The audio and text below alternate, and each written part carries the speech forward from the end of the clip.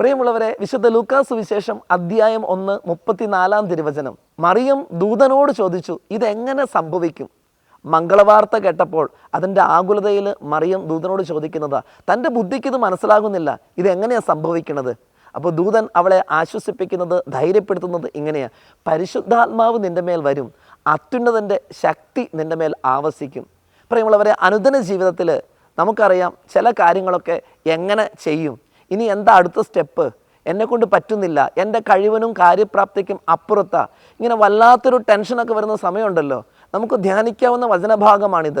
Lucas സുവിശേഷം 1:35. പരിശുദ്ധാത്മാവ് നിൻ്റെ മേൽ വരും, അത്യുന്നതൻ്റെ ശക്തി നിൻ്റെ മേൽ ആവസിക്കും.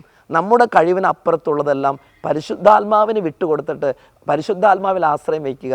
ഈ ക്രിസ്മസ് കാലഘട്ടം നമുക്ക് നൽകുന്ന ചിന്ത ചെയ്താൽ പരിശുദ്ധാത്മാവിൻ്റെ കരം പിടിച്ച് ജീവിതത്തിൽ മുന്നേറാം. ദൈവം നിങ്ങൾ ഓരോരുത്തരെയും അനുഗ്രഹിക്കട്ടെ. ആമേൻ.